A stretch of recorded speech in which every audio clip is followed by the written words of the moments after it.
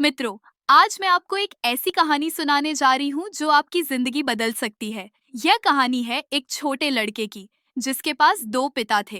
अरे नहीं नहीं, मैं कोई फिल्मी कहानी नहीं सुना रही। ये सच्ची कहानी है रॉबर्ट कियोसाकी की, जिसने दुनिया को सिखाया कि पैसा कैसे कमाया जाता है। सुनिए, यह लड़का था तो एक ही, लेकिन उसके पास दो पिता के गाइडेंस थे। एक था उसका असली पिता, जिसे वो कहता था पुअर डैड, और दूसरा था उसके दोस्त का पिता, जिसे वो कहता था रिच डैड। अब आप सोच रहे होंगे कि वो अपने असली पिता को पुअर डैड क्यों कहता था? क्या वे गरीब थे? बिल्कुल नहीं। उनके पुअर डैड एक हाईली एजुकेटेड आदमी थे। पीएचडी की डिग्री थी, सरकार में अच्छी नौकरी थी, अच्छी सैलरी थी, लेकिन फिर भी हमेशा पैसों की तंगी रहती थी। दूसरी तरफ था रिच डैड, जो सिर्फ 8वीं कक्षा तक पढ़ा था, लेकिन बना हवाई के सबसे अमीर आदमियों में से एक। कमाल की बात यह है कि दोनों बहुत मेहनती थे, दोनों ईमानदार थे, दोनों अपने परिवार को प्यार करते थे, लेकिन पैसे के बारे में उनकी सोच बिल्कुल अलग थी। आइए देखते हैं कि यह कैसे शुरू हुआ। जब रॉबर्ट सिर्फ 9 साल का था, उसने अपने दोस्त माइक के साथ मिलकर पैसा बनाने का फैसला किया। हाँ, लिटरल में पैसा बनाने का। वे टूथपेस्ट के एम्प्टी ट्यूब्स को पिघलाकर कॉइन्स बनाने लगे। जब माइक के पिता को पता चला, वे हंसे और बोले, अगर तुम्हें सच में पैसा बनाना सीखना है तो मेरे साथ काम करो।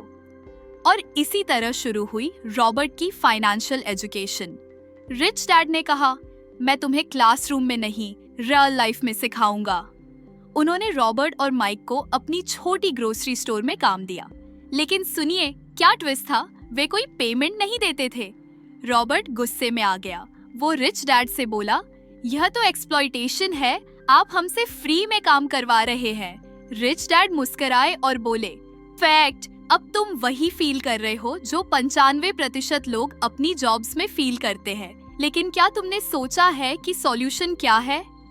इसी मोमेंट में रिच डैड ने रॉबर्ट को पहला बड़ा लेसन दिया। उन्होंने कहा, देखो बेटा, पुअर और मिडिल क्लास लोग पैसे के लिए काम करते हैं, लेकिन रिच लोग पैसे को अपने लिए काम करवाते हैं। रॉबर्ट कंफ्यूज्ड हो गया। रिच डैड ने समझाया, जब मैं तुम्हें सैलरी देता हूँ तो तुम एम्प्लॉय की तरह सोचने लगते हो। तुम्हारा दिमाग यह सोचता है कि जॉब सिक्योरिटी चाहिए, फिक्स्ड इनकम चाहिए, लेकिन मैं तुम्हें एंटरप्रेन्योर की तरह सोचना सिखाना चाहता हूँ। और फिर शुरू हुआ सबसे इंटरेस्टिंग पार्ट। रिच डैड बच्चों के साथ मोनोपोली गेम खेलते थे। रॉबर्ट के पुअर डैड कहते थे, यह टाइम वेस्ट है, होमवर्क करो, अच्छे मार्क्स लाओ, अच्छी जॉब मिलेगी। लेकिन रिच डैड कहते थे, यह सिर्फ गेम नहीं है, यह रियल लाइफ का प्रैक्टिस है। एक दिन रिच डैड ने रॉबर्ट को बाहर ले जाकर अपनी प्रॉपर्टीज दिखाई। उन्होंने कहा, देखो, मैं रियल लाइफ में मोनोपोली खेलता हूँ। ये सभी बिल्डिंग्स, ये सभी प्रॉपर्टीज, ये मेरे एसेट्स हैं। ये हर महीने मुझे पैसा देती है, चाहे मैं सोया हुआ हूँ या वेकेशन पर हूँ। अब यहाँ आती है सबसे इम्पोर्टेंट बात, एसेट्स और लायबिलिटीज का डिफरेंस। रिच डैड ने बहुत सिंपल लैंग्वेज में समझाया। एसेट वो चीज है जो तुम्हारे पॉकेट में पैसा डालती है, लायबिलिटी वो चीज है जो तुम्हारे पॉकेट से पैसा निकालती है। रॉबर्ट ने पूछा, तो हमारा घर एसेट है या लायबिलिटी? पुअर डैड हमेशा कहते थे कि घर सबसे बड़ा एसेट है, लेकिन रिच डैड ने शॉक देने वाली बात कही। अगर तुम उस घर में रहते हो और वो तुम्हें कोई इनकम जनरेट नहीं कर रहा तो वो लायबिलिटी है। हर महीने तुम्हें ईएमआई देनी पड़ती है, मेंटेनेंस करना पड़ता है, टैक्सेस देने पड़ते हैं, ये सब तुम्हारे पॉकेट से पैसा निकालता है। लेकिन अगर तुमने एक घर खरीदा और उसे रेंट पर दे दिया और वो रेंट तुम्हारी ईएमआई से ज्यादा है, तब वो एसेट बन जाता है। समझ में आया? इस तरह रिच डैड ने रॉबर्ट को सिखाया कि अमीर लोग पहले एसेट्स खरीदते हैं और फिर उन एसेट्स की इनकम से लग्जरीज खरीदते हैं, लेकिन गरीब और मिडिल क्लास लोग पहले लायबिलिटीज खरीदते हैं और फिर जिंदगी भर उनकी पेमेंट्स करते रहते हैं। अब आइए बात करते हैं रैट रेस की। क्या है यह रैट रेस? इमेजिन करिए, एक चूहा है और वो एक पहिए में दौड़ रहा है। कितनी भी तेज दौड़े, वो वहीं का वहीं रह जाता है। यही होता है आम लोगों के साथ। रिच डैड ने बताया, पुअर डैड हमेशा कहते थे, मुझे राइस चाहिए, मुझे प्रमोशन चाहिए, लेकिन जब भी सैलरी बढ़ती थी, एक्सपेंसेस भी बढ़ जाते थे। बड़ा house, better car, expensive lifestyle. नतीजा, सेम फाइनेंशियल कंडीशन, बल्कि कभी कभी तो वर्स। यह सुनकर रॉबर्ट ने पूछा, तो इस रैट रेस से कैसे निकले? रिच डैड ने जवाब दिया, फाइनेंशियल एजुकेशन के थ्रू। स्कूल आपको प्रोफेशनल बनना सिखाता है, लेकिन फाइनेंशियली इंटेलिजेंट बनना नहीं सिखाता। रिच डैड हमेशा कहते थे, ग्रेड्स इंपॉर्टेंट हैं, लेकिन फाइनेंशियल इंटेलिजेंस ज्यादा इंपॉर्टेंट है। तुम डॉक्टर बन सकते हो, इंजीनियर बन सकते हो, लेकिन अगर तुम्हें यह नहीं पता कि पैसा कैसे काम करता है, तो तुम हमेशा फाइनेंशियल प्रॉब्लम्स में रहोगे। और यही आता है कैश फ्लो क्वाड्रेंट का कॉन्सेप्ट। रिच डैड ने एक स्क्वायर ड्रॉ किया, जिसे 4 हिस्सों में बांटा गया। ई, एम्प्लॉई, नौकरी करने वाले। एस, सेल्फ एम्प्लॉयड, खुद का छोटा बिजनेस करने वाले। बी, बिजनेस ओनर, बड़ा बिजनेस सिस्टम बनाने वाले। आई, इन्वेस्टर, इन्वेस्टमेंट करने वाले। लेफ्ट साइड में थे ई और एस, यहाँ लोग पैसे के लिए काम करते हैं। राइट साइड में थे बी और आई, यहाँ पैसा उनके लिए काम करता है।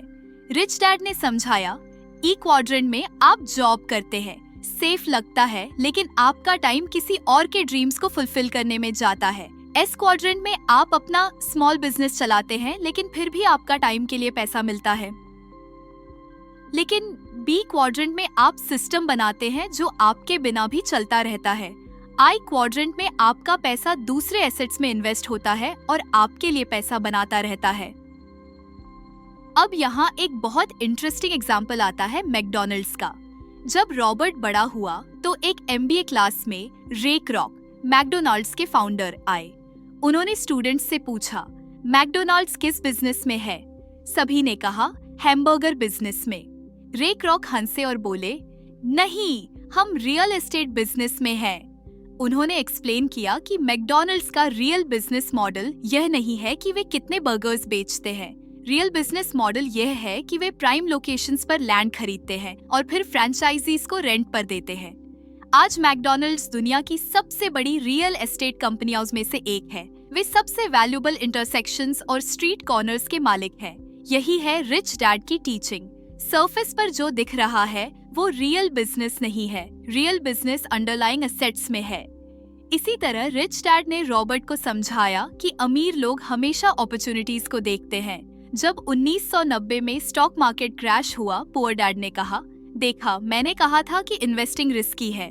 लेकिन रिच डैड ने कहा, परफेक्ट, अब सब कुछ सेल पर है, time to buy. Rich dad का फिलॉसफी था, मार्केट जब डरी हुई हो तब खरीदो, मार्केट जब ग्रीडी हो तब बेचो। लेकिन इसके लिए फाइनेंशियल एजुकेशन चाहिए। आपको पता होना चाहिए कि कौन सा इन्वेस्टमेंट गुड है और कौन सा बैड है। एक और बहुत इंपॉर्टेंट लेसन था टैक्सेस के बारे में। रिच डैड ने बताया कि अमीर लोग कम टैक्सेस पे करते हैं लीगली। कैसे? क्योंकि वे टैक्स कोड को समझते हैं। देखो, रिच डैड ने कहा, एम्प्लॉई पहले अर्न करता है, फिर टैक्सेस पे करता है, फिर स्पेंड करता है। लेकिन बिजनेस ओनर पहले अर्न करता है, फिर स्पेंड करता है और लास्ट में टैक्सेस पे करता है। मतलब यह कि अगर आप बिजनेस ओनर हैं तो आप अपने बिजनेस एक्सपेंसेस को टैक्स डिडक्शन के रूप में क्लेम कर सकते हैं। आपकी कार, आपका फोन, आपके ट्रैवल एक्सपेंसेस सब बिजनेस एक्सपेंसेस हो सकते हैं और इससे आपके टैक्सेस कम हो जाते हैं।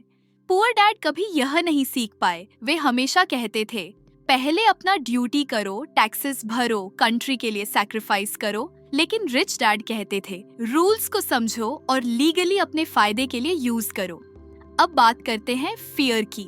रिच डैड ने रॉबर्ट को सिखाया कि 2 मेन इमोशंस हैं जो लोगों की फाइनेंशियल लाइफ कंट्रोल करती हैं, फियर और ग्रीड। फियर कहती है, यह रिस्की है, लॉस हो जाएगा, सेफ रहो। ग्रीड कहती है, जल्दी से अमीर बनना है, शॉर्टकट्स ढूंढो।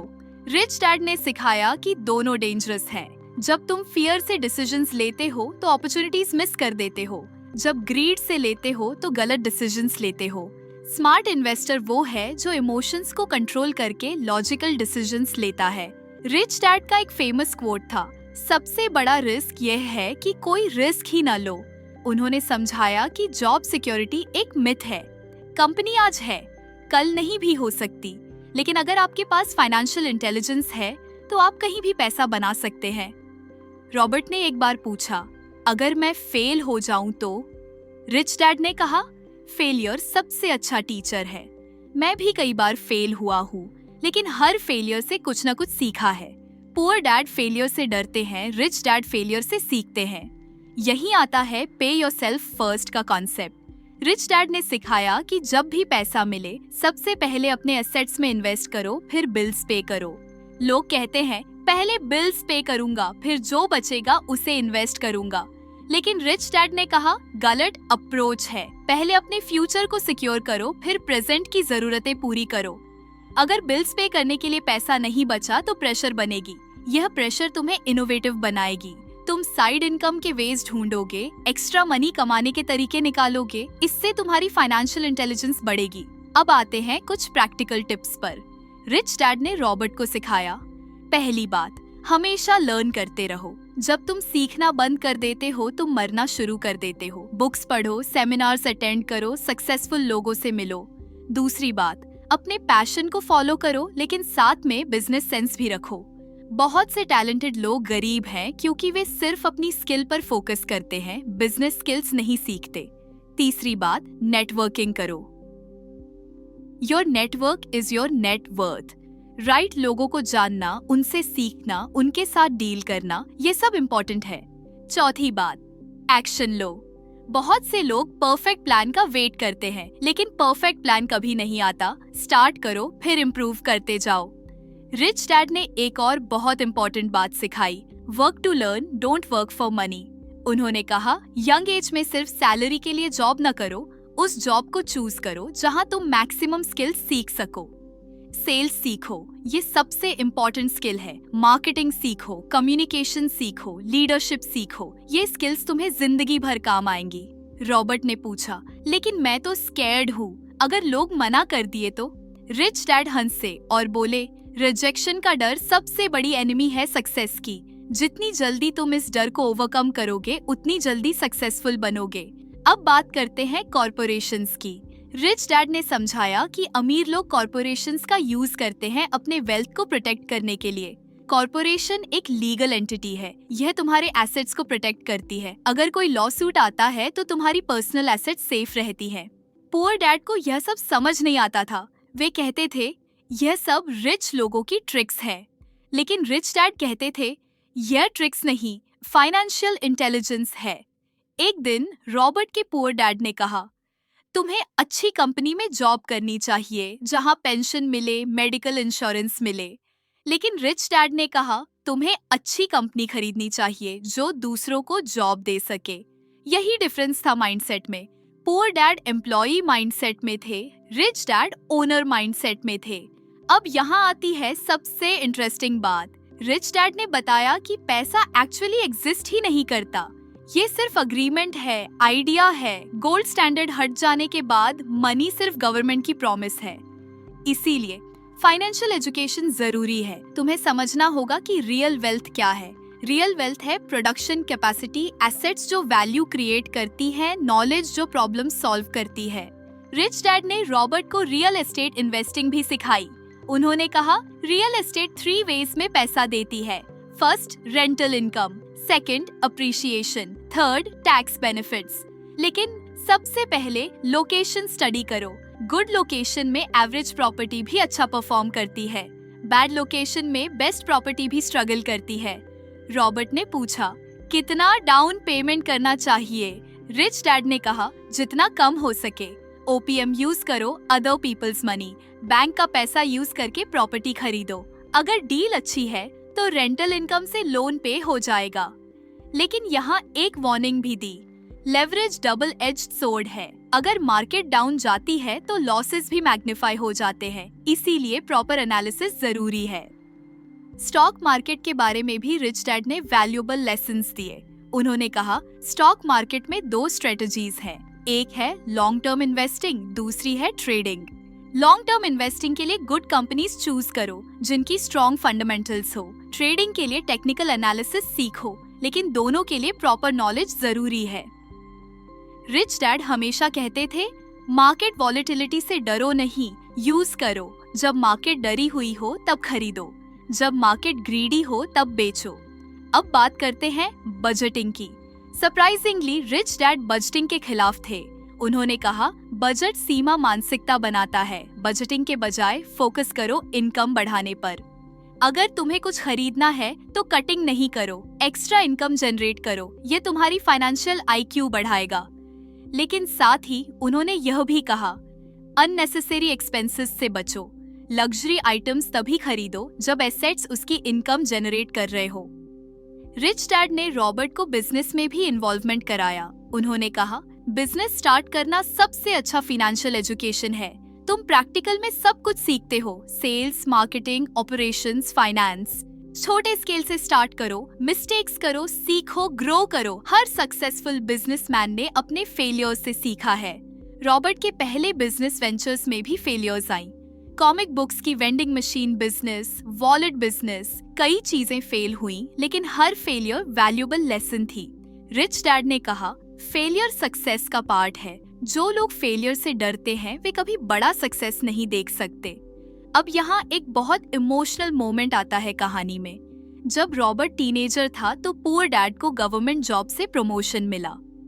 वे स्टेट एजुकेशन हेड बन गए, लेकिन कुछ सालों बाद पॉलिटिकल रीजन से उन्हें फोर्स करना पड़ा रिजाइन करने के लिए। पुअर डैड का होल आइडेंटिटी उनकी जॉब के साथ जुड़ा था। जॉब जाने के बाद वे कंप्लीटली लॉस्ट फील करने लगे। उन्होंने नई जॉब ढूंढने की कोशिश की, लेकिन उम्र और ओवर क्वालिफिकेशन के कारण कोई अच्छी जॉब नहीं मिली। वहीं दूसरी तरफ रिच डैड का बिजनेस कंटिन्यूअसली ग्रो कर रहा था। वे रिटायर हो गए थे, लेकिन उनकी इनकम बढ़ती जा रही थी क्योंकि उन्होंने सिस्टम्स बनाए थे, एसेट्स बनाई थी।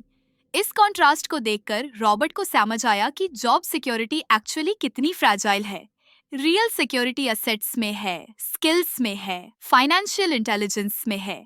रिच डैड ने हमेशा कहा था, जॉब सिक्योरिटी एक मिथ है। रियल सिक्योरिटी तब है जब तुम वैल्यू क्रिएट कर सको, प्रॉब्लम सॉल्व कर सको, अपॉर्चुनिटीज आइडेंटिफाई कर सको। रॉबर्ट ने यह भी ऑब्जर्व किया कि पुअर डैड हमेशा मोनी के बारे में नेगेटिवली बात करते थे। पैसा रूट ऑफ ऑल इविल है। रिच लोग ग्रीडी होते हैं, मनी डजंट ब्रिंग हैप्पीनेस। लेकिन रिच डैड का अप्रोच बिल्कुल अलग था। वे कहते थे, money is a tool, gun की तरह। गलत हाथों में जाए तो डेंजरस, राइट हाथों में जाए तो प्रोटेक्टिव। मनी एम्पलीफायर है। अगर तुम अच्छे आदमी हो तो मनी तुम्हें और भी अच्छे काम करने में हेल्प करेगा। अगर तुम गलत हो तो मनी उस गलत को एम्पलीफाई कर देगा। रिच डैड ने एक बहुत पावरफुल बात कही थी, गरीबी से ज्यादा बुरी कोई चीज नहीं है। गरीबी रिलेशनशिप्स डिस्ट्रॉय करती है, हेल्थ डिस्ट्रॉय करती है, ड्रीम्स डिस्ट्रॉय करती है। इसीलिए मनी इम्पोर्टेंट है, not for luxury but for freedom. Freedom to choose, freedom to help others, freedom to live life on your terms.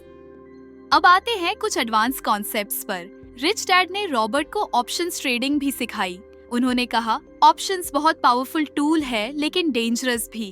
Proper knowledge के बिना इसमें एंटर नहीं करना चाहिए। उन्होंने डेरिवेटिव्स, फ्यूचर्स, फॉरेक्स ट्रेडिंग के बारे में भी बताया, लेकिन हर बार यह एम्फसाइज करते थे, पहले बेसिक फाइनेंशियल एजुकेशन कंप्लीट करो, फिर एडवांस्ड इंस्ट्रूमेंट्स की तरफ बढ़ो।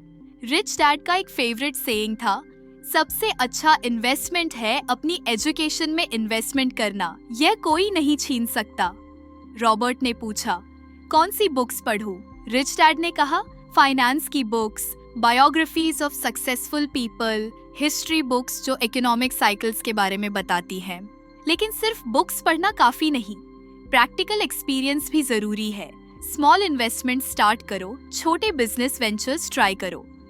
अब यहाँ आती है एक बहुत इंटरेस्टिंग इंसाइट। रिच डैड ने बताया कि अमीर लोग हमेशा टीम वर्क करते हैं, वे कभी अलोन नहीं काम करते। मेरी टीम में है accountant, lawyer, broker, banker, insurance agent, investment advisor. ये सभी मेरे सक्सेस में इन्वेस्टेड हैं क्योंकि मेरी सक्सेस से इनकी भी इनकम बढ़ती है। पुअर डैड हमेशा सब कुछ खुद करने की कोशिश करते थे। वे प्रोफेशनल हेल्प लेने में पैसा खर्च करने से डरते थे, लेकिन इससे वे कई अवसर मिस कर देते थे। डैड ने कहा, गुड एडवाइस एक्सपेंसिव लग सकती है, लेकिन बैड एडवाइस या नो एडवाइस इससे कहीं ज्यादा एक्सपेंसिव पड़ती है। एक और बात जो रिच डैड हमेशा एम्फसाइज करते थे, गिव फर्स्ट देन रिसीव। उन्होंने सिखाया कि जो भी तुम चाहते हो पहले उसे दूसरों को दो। अगर तुम्हें मनी चाहिए तो पहले वैल्यू दो, अगर तुम्हें रिस्पेक्ट चाहिए तो पहले दूसरों को रिस्पेक्ट दो। यह यूनिवर्स का लॉ है। रॉबर्ट ने देखा कि रिच डैड हमेशा चैरिटी करते थे, कम्युनिटी के लिए काम करते थे। उनका बिलीफ था कि more you give more you receive. अब बात करते हैं माइंडसेट की। रिच डैड ने रॉबर्ट को सिखाया कि सबसे इम्पोर्टेंट चीज है माइंडसेट चेंज करना। पुअर लोग कहते हैं मैं यह अफोर्ड नहीं कर सकता। रिच लोग पूछते हैं मैं यह कैसे अफोर्ड कर सकता हूँ। यह सिंपल सा चेंज ब्रेन को डिफरेंट डायरेक्शन में थिंक करने पर फोर्स करता है। पहला स्टेटमेंट ब्रेन को शट डाउन कर देता है, दूसरा स्टेटमेंट ब्रेन को एक्टिवेट कर देता है। जब तुम कहते हो मैं अफोर्ड नहीं कर सकता, तुम्हारा ब्रेन काम करना बंद कर देता है। जब तुम पूछते हो कैसे अफोर्ड कर सकता हूँ, तुम्हारा ब्रेन सॉल्यूशंस ढूंढना स्टार्ट कर देता है। रिच डैड ने एक एक्सरसाइज भी सिखाई। वे कहते थे हर महीने कुछ ऐसा करो जो तुम्हें डरता हो। कंफर्ट जोन से बाहर निकलो, ग्रोथ वही होती है। रॉबर्ट को याद है कि उन्होंने पहली बार स्टॉक खरीदा था तो कैसा डर लगा था। पहली बार प्रॉपर्टी के लिए लोन अप्लाई किया था तो कैसी नर्वसनेस हुई थी। लेकिन हर बार करने के बाद कॉन्फिडेंस बढ़ता गया। रिच डैड हमेशा कहते थे करेज और इंटेलिजेंस सेम नहीं है। बहुत से इंटेलिजेंट लोग फाइनेंशियली स्ट्रगल करते हैं क्योंकि उनमें करेज नहीं है, और बहुत से एवरेज इंटेलिजेंस के लोग रिच बन जाते हैं क्योंकि उनमें करेज है। अब आती है एक बहुत प्रैक्टिकल बात। रिच डैड ने रॉबर्ट को सिखाया कि कैसे डील्स इवैल्यूएट करे, चाहे वो रियल एस्टेट हो, स्टॉक हो या बिजनेस अपॉर्चुनिटी हो। पहली बात, ROI कैलकुलेट करो, रिटर्न ऑन इन्वेस्टमेंट। अगर तुम 1 लाख इन्वेस्ट कर रहे हो तो कितना रिटर्न मिल रहा है प्रति वर्ष। दूसरी बात, रिस्क असेसमेंट करो, क्या क्या गलत हो सकता है, सबसे खराब स्थिति क्या है, क्या तुम उस लॉस को हैंडल कर सकते हो। तीसरी बात, एग्जिट स्ट्रैटेजी प्लान करो, अगर चीजें एक्सपेक्टेड अनुसार नहीं चली तो कैसे बाहर निकलोगे। रिच डैड ने यह भी सिखाया कि पेशेंस कितनी इम्पोर्टेंट है। अच्छे डील्स वेट करने पड़ते हैं, डेस्परेट होकर गलत डील्स में नहीं फंसना चाहिए। मार्केट में हमेशा अपॉर्चुनिटीज आती रहती है, एक मिस हो गई तो दूसरी आएगी, लेकिन एक गलत डील तुम्हारा इयर्स का प्रोग्रेस डिस्ट्रॉय कर सकती है। रॉबर्ट को याद है कि रिच डैड कैसे मार्केट साइकिल्स के बारे में बताते थे। इकोनॉमी साइकिल्स में मूव करती है, बूम और बस्ट, एक्सपेंशन और रिसेशन, ये नेचुरल प्रोसेस है। स्मार्ट इन्वेस्टर्स इन साइकिल्स को समझते हैं। रिसेशन के टाइम में बाय करते हैं, बूम के टाइम में सेल करते हैं। एवरेज लोग उल्टा करते हैं। अब यहाँ आती है एक इमोशनल बात। जब रॉबर्ट कॉलेज गया तो उसके दोनों फादर्स ने अलग अलग एडवाइस दी। पुअर डैड ने कहा अच्छे मार्क्स लाओ, अच्छी डिग्री लो, अच्छी कंपनी में जॉब करो, सिक्योरिटी सबसे इम्पोर्टेंट है।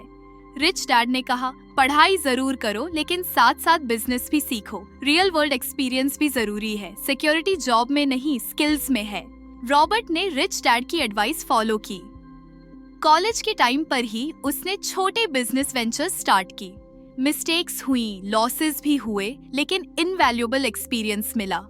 ग्रेजुएशन के बाद जब रॉबर्ट के क्लासमेट्स हाई पेइंग जॉब्स के लिए कम्पीट कर रहे थे, रॉबर्ट ने सेल्स की जॉब ली। सैलरी बहुत कम थी, लेकिन वहाँ उसे सेलिंग स्किल्स सीखने को मिली।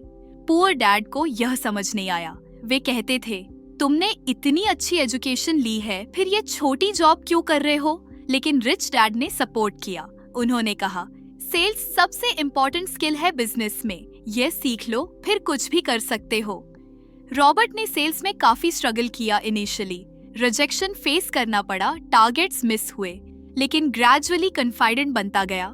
फिर रॉबर्ट ने डिफरेंट इंडस्ट्रीज में काम किया। कंस्ट्रक्शन, ऑटोमोटिव, टेक्नोलॉजी, हर इंडस्ट्री से कुछ न कुछ सीखा। रिच डैड हमेशा कहते थे वाइड एक्सपीरियंस इम्पोर्टेंट है, नैरो स्पेशलिस्ट बनने से बचो, टी शेप्ड प्रोफेशनल बनो, एक एरिया में डीप नॉलेज, बाकी एरियाज में ब्रॉड नॉलेज।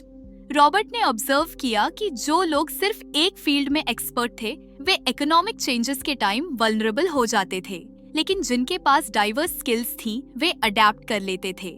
वियतनाम वॉर के बाद जब रॉबर्ट आर्मी से वापस आया तो उसे रियल बिजनेस वर्ल्ड में एंट्री करना था। रिच डैड ने एडवाइस दी अब टाइम है रियल एंटरप्रेन्योर बनने का। रॉबर्ट ने अपना पहला मेजर बिजनेस स्टार्ट किया, नायलॉन वॉलेट्स का। इनिशियल सक्सेस मिली, लेकिन फिर कंपेटिटर्स आ गए और बिजनेस स्ट्रगल करने लगा। यह रॉबर्ट के लिए बड़ा सीख था। उसे एहसास हुआ कि प्रोडक्ट सक्सेस के साथ साथ सिस्टम्स भी इम्पोर्टेंट है।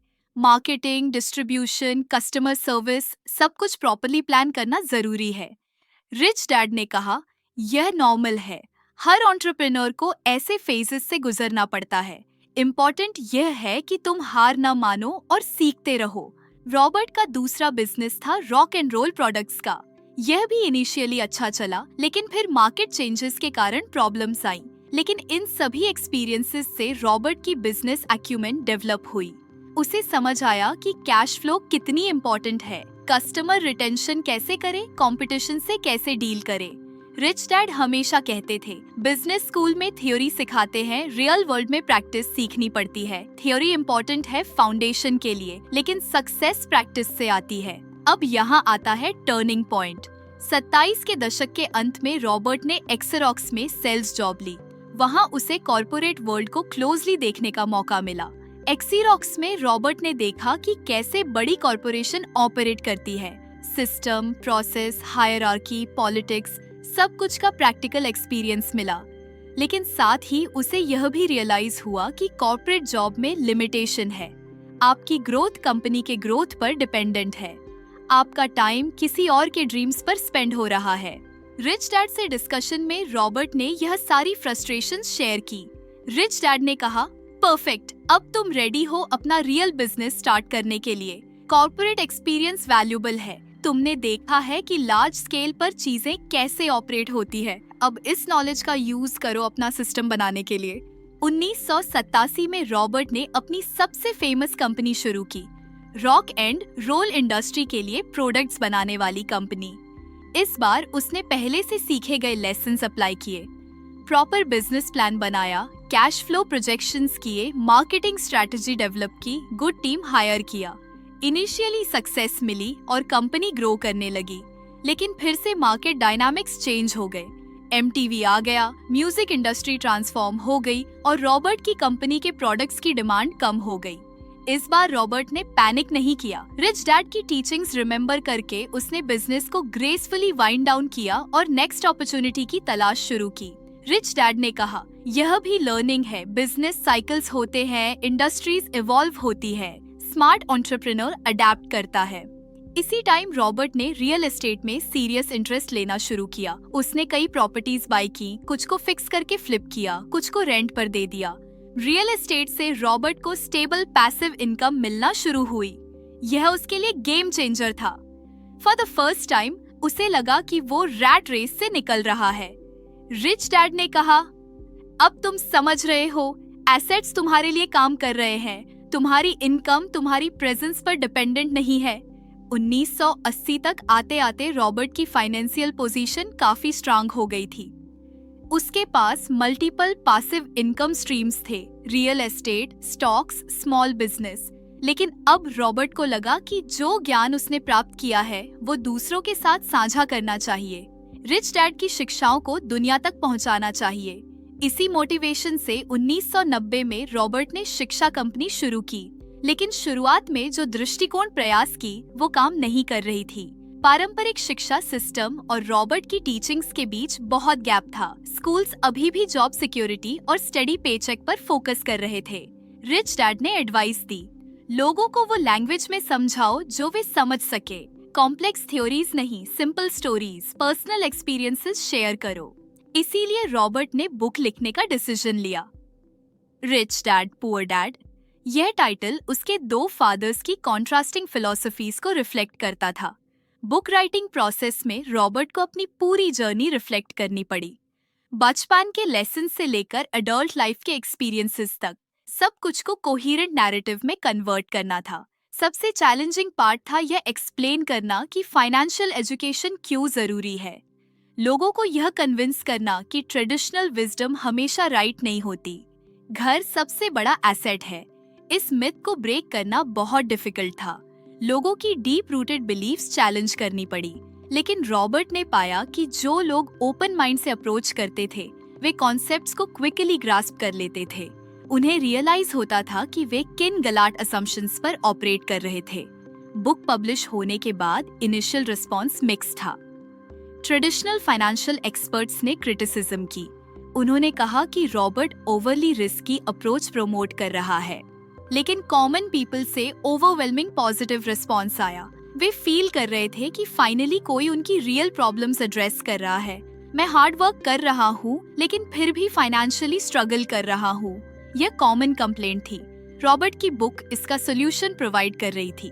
धीरे धीरे बुक की पॉपुलैरिटी बढ़ती गई। वर्ड ऑफ माउथ से रिकमेंडेशंस आने लगी। लोग अपने फ्रेंड्स और फैमिली को रेकमेंड कर रहे थे। बुक की सक्सेस से रॉबर्ट को रियलाइज हुआ कि कितने लोगों को इस नॉलेज की जरूरत है। यह सिर्फ बुक नहीं, एक मूवमेंट थी। रॉबर्ट ने सेमिनार्स और वर्कशॉप्स ऑर्गेनाइज करना शुरू किया, लोगों को प्रैक्टिकल टिप्स देना शुरू किया, कैश फ्लो गेम डेवलप किया जो मोनोपोली की तरह फाइनेंशियल एजुकेशन प्रोवाइड करती थी। Rich dad poor dad phenomenon बन गई, मल्टीपल लैंग्वेजेस में ट्रांसलेट हुई, मिलियंस ऑफ कॉपीज सेल हुई वर्ल्ड वाइड। लेकिन सबसे इम्पोर्टेंट बात यह थी कि लोगों की थिंकिंग चेंज हो रही थी। वे फाइनेंशियल डिसीजंस डिफरेंटली लेना शुरू कर रहे थे। ट्रेडिशनल अप्रोच था, पैसा सेव करो, सेफ इन्वेस्टमेंट्स में रखो, रिटायरमेंट तक वेट करो। रॉबर्ट की अप्रोच थी, पैसे को वर्क करवाओ, कैलकुलेटेड रिस्क्स लो, फाइनेंशियल फ्रीडम अर्ली अचीव करो। यह पैराडाइम शिफ्ट था। लोग एम्प्लॉय माइंडसेट से एंटरप्रेन्योर माइंडसेट की तरफ मूव कर रहे थे। आज जब हम रॉबर्ट की जर्नी देखते हैं तो क्लियर होता है कि उनकी दो फादर्स की टीचिंग्स ने कितना प्रोफाउंड इम्पैक्ट डाला था। पुअर डैड की टीचिंग्स ने दिखाया कि ट्रेडिशनल अप्रोच की लिमिटेशंस क्या हैं। अच्छी education, hard work, job security, ये सब इम्पोर्टेंट है लेकिन सफिशिएंट नहीं है फाइनेंशियल फ्रीडम के लिए। रिच डैड की टीचिंग्स ने दिखाया कि ऑल्टरनेटिव अप्रोच क्या है। Financial education, asset building, systems thinking, ये टूल्स हैं रियल वेल्थ क्रिएशन के लिए। दोनों अप्रोचेस की अपनी जगह वैलिडिटी है, लेकिन रॉबर्ट ने पाया कि रिच डैड की अप्रोच उसे वो फ्रीडम दे रही थी जो वो चाहता था। अब सवाल यह है कि आप कौन सी अप्रोच चूज करेंगे? आप पुअर डैड के फुटस्टेप्स फॉलो करेंगे या रिच डैड के? यह डिसीजन सिर्फ आपका है, लेकिन इतना याद रखिए कि जो भी डिसीजन ले उसके कॉन्सिक्वेंसेस के लिए आप खुद जिम्मेदार हैं। अगर आप रिच डैड की अप्रोच ट्राई करना चाहते हैं तो सबसे पहली स्टेप है फाइनेंशियल एजुकेशन। बुक्स पढ़िए, कोर्सेज करिए, सक्सेसफुल लोगों से सीखिए। दूसरी स्टेप है माइंडसेट चेंज करना। आई कांट अफोर्ड इट की जगह how can I afford it सोचना शुरू करिए। तीसरी स्टेप है एक्शन लेना। छोटे इन्वेस्टमेंट से स्टार्ट करिए। मिस्टेक्स होंगी, लॉसेस होंगे, लेकिन वैल्यूएबल लर्निंग मिलेगी। चौथी स्टेप है पेशेंस रखना। वेल्थ क्रिएशन एक ओवरनाइट प्रोसेस नहीं है, कंपाउंड इफेक्ट को वर्क करने दीजिए। पांचवी स्टेप है continuous learning. Financial world constantly evolve होती रहती है, आपको भी साथ साथ इवॉल्व करना होगा। और सबसे इम्पोर्टेंट, अपने फाइनेंशियल गोल्स क्लियर करिए। आप क्यों वेल्थी बनना चाहते हैं? सिर्फ लग्जरी के लिए या कुछ मीनिंगफुल पर्पस के लिए? जब पर्पस क्लियर होता है तो जर्नी इजियर हो जाती है, चैलेंजेस फेस करने की मोटिवेशन मिलती है। रॉबर्ट कियोसाकी की यह स्टोरी सिर्फ पर्सनल फाइनेंस के बारे में नहीं है, ये माइंडसेट के बारे में है, चॉइसेस के बारे में है, करेज के बारे में है। ये स्टोरी हर उस पर्सन को इंस्पायर करती है जो अपनी फाइनेंशियल सिचुएशन चेंज करना चाहता है, जो रैट रेस से निकलकर फाइनेंशियल फ्रीडम अचीव करना चाहता है। लेकिन याद रखिए, नॉलेज सिर्फ पावर नहीं है, अप्लाइड नॉलेज पावर है। जो कुछ भी आपने आज सीखा है उसे इम्प्लीमेंट करना होगा। स्टार्ट करिए आज से। छोटे स्टेप्स लीजिए लेकिन कंसिस्टेंट रहिए। टाइम के साथ ये छोटे स्टेप्स बड़े रिजल्ट्स में कन्वर्ट हो जाएंगे। यही था रॉबर्ट कियोसाकी का रिच डैड पुअर डैड का powerful message. 2 different approaches, 2 different results और एक चॉइस जो आपकी पूरी लाइफ चेंज कर सकती है। तो बताइए, आप कौन सा पाथ चूज करेंगे? पुअर डैड का सेफ लेकिन लिमिटेड पाथ या रिच डैड का चैलेंजिंग लेकिन लिबरेटिंग पाथ? डिसीजन आपका है, लेकिन जो भी डिसाइड करे पूरी कमिटमेंट के साथ करे, क्योंकि सक्सेस मीडियोकर एफर्ट से नहीं, डेडिकेटेड एफर्ट से आती है। The rich don't work for money, they make money work for them.